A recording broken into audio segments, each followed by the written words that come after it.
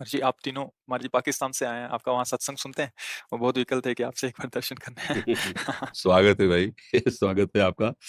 वो तो हमारे ही हो, हमारे घर का बंटवारा हो गया, तो पड़ोसी हो गए, नहीं वो तो हमारे ही। तो स्वागत है आपका कि आप वहां से संत समागम के लिए आए, वो धन्यवाद है।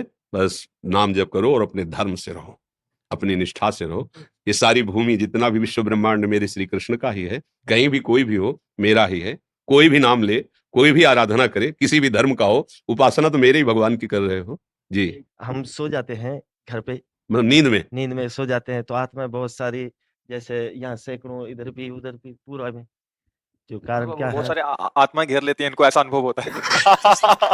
अरे तुम तो घर में सोए हो, हम स्मशान में सोए यार, कोई घेरता नहीं है।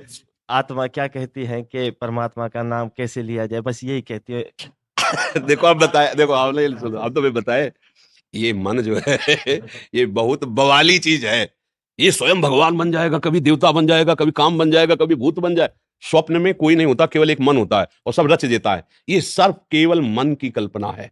एक सत्य परमात्मा के सिवा कोई नहीं। हम सो जाए, हमारे ऊपर आत्मा, हमने स्मशान में सोए हैं, गंगा किनारे जब विचरण किए हैं तो स्मशाने में सो, कोई दूसरा साथ नहीं।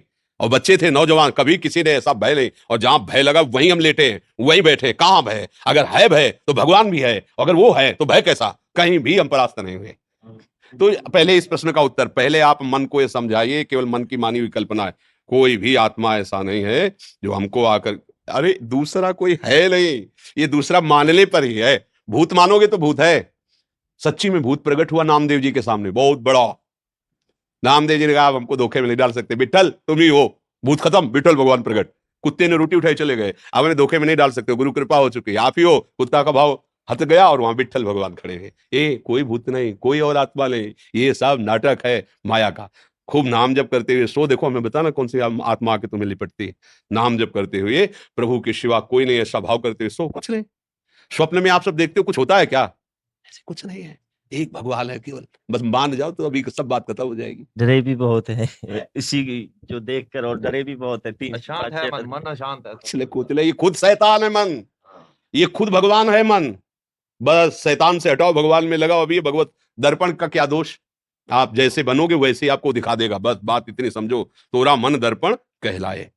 भले बुले सारे कर्मों को देखे और दिखाए तेरा मन दर। हमसे ऐसे आचरण बन जाते हैं जो मन हमको अनेक रूप धर करके भयभीत करता रहता है। कुछ नहीं, हमारी बात समझ लो, एक मन के सिवा कोई ऐसा नहीं है जो हमको परास्त कर सके। इसी को कंट्रोल में कर दो, बाहर कोई परास्त ही नहीं कर सकता है। जब सोया करो ना, तो प्रभु का नाम स्मरण करके सोया करो। एक श्लोक याद कर लो, कृष्णाय वासुदेवाय हरये परमात्मने प्रणत क्लेश नाशाय गोविंदाय नमो नमः। फिर हमें बताना कौन सी आत्माएं आती हैं, क्या तुमको सुनाती है, वो कहती। हमें तो कभी ऐसा नहीं लगा कि कोई आत्मा हमारे अंदर घुस गई। हाँ, यही लगता है कि वही घुसा है, जो सबके अंदर रमा है वही रमा है, दूसरा कोई।